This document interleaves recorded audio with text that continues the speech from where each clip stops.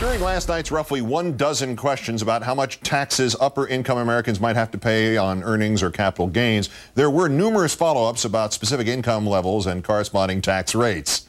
In our third story tonight, whatever it says about last night's debate, there was not one single follow-up, no request for clarification, when Senator Clinton said that as president, she wants to promise that if other countries start fighting in the Middle East, the U.S. will get involved.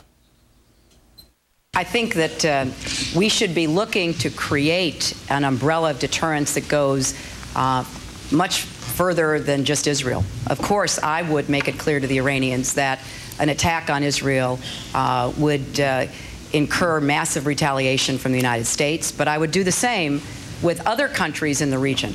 You know, we are at a very dangerous point with Iran. The Bush policy has failed. Iran has not been deterred.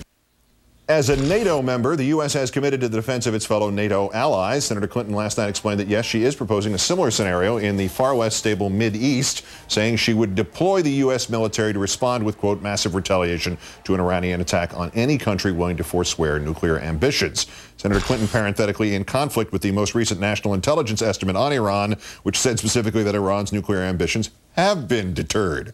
Whether planned or impromptu, Senator Clinton in the same answer proposing a massive worldwide alliance as a deterrent, a proposal similar in its broad strokes to Senator McCain's proposed League of Democracies, a group he says would circumvent the UN in order to push Western values around the world. Let's bring in MSNBC political analyst Rachel Maddow, the host of her own program every weeknight on Air America Radio. Hello, Rachel. Hi, Keith. After 24 hours of letting this sink in, how in the world is this not the headline out of that debate last night? This is the greatest burying the lead story we've had yet in the campaign. And I mean, the question to be asking is twofold. Number one, why would something like this advance American interests? To make our military, our troops, the bomb that any country can throw into the square in the Middle East whenever they want to. As you said, that we will get involved whenever anybody starts fighting each other in the Middle East. It is hard to imagine a conception of American interest broad enough to make this a prudent promise to make to the world, particularly to this volatile part of the world. So you have to ask that. But you also have to ask why this advances Senator Clinton's political interests. Yeah.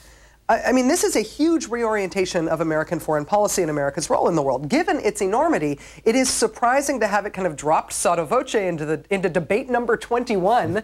By the way, no follow-up questions asked last night, no follow-up details today. This is an elephant that has now been shoved into the room. We do have, however, now an explanation for her vote on the Kyle Lieberman amendment. At least we got that out of the way a year later. But this is far, in this sense, if the heading is Iran/Middle East, this is far further to the right than John McCain. This may be far further to the right than the Bush administration policy about the Middle East, which you didn't think was physically possible. Who on earth, from that political point of view, who could she be appealing to with this? I mean, the superdelegate's going to say, this is how we win. We elect a Republican calling herself a Democrat. That's how to do it. Well, yes. I mean, there is a school of thought that says in order for a Democrat to win a presidential election, the Democrat has to be even more hawkish than the Republican in the race. That is a school of thought that I don't ascribe to, but it is a Democratic school of thought. But, you know, even if you once believed that, even if you looked at maybe at the legacy of JFK in order to come to that conclusion,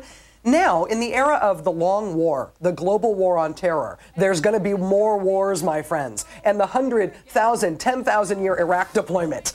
I think that this hawkishness, common wisdom, is drying up, and a Democrat might make some more headway this year by describing American strength and security and leadership that is smarter and less apocalyptic than the constant war model. Or you have to promise to stay longer, like for a Google number of years. Yes. Right? You have to go a gazillion. We will be in Iraq for a gazillion years, and everybody who is not in Iraq will be in Iran. I want to surge exponentially rather than arithmetically. Exactly. Maybe. We're going to send 73 million of us over there. Now, she ignored the Iraq NIE before the vote. She's now contradicting the Iran NIE. So again, politically, how does this help her?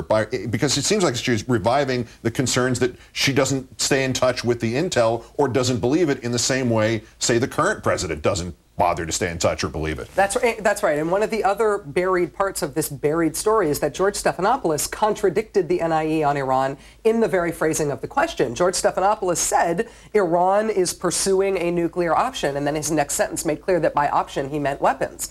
neither candidate at that point said, wait a minute, that's not what our national intelligence consensus statement says on this. They both ran with it. Hillary Clinton, of course, put an exclamation point on it by talking about poleaxing our entire approach to foreign policy in order to counteract this immediate threat from Iran, which has been invented by the neocons. Yeah, there was a very bizarre quality to Mr. Stephanopoulos' work last night, and this again getting perhaps not the attention it deserved because of this obvious kind of plant thing from Sean Hannity. But well, yeah, this was an obvious plant from Charles Krauthammer, it seems to me. He's the one who's put forward this scenario and this proposal. And we have to give, both of us, we have to give props to our friend Pat Buchanan, yes, who came right out of the gate last night saying, what is this? She's declared, this is an imperial presidency being proposed. This correct? is one of those moments when Pat takes a right turn that takes him so far right, it ends up hitting me as I take my left turn. We end up smacking into each other in terms of being afraid of a presidential proposal like this. And then we all go out and have a shot and a beer. Yeah. Rachel Maddow of MSNBC and Air America, as always, great thanks. Thank you, Keith.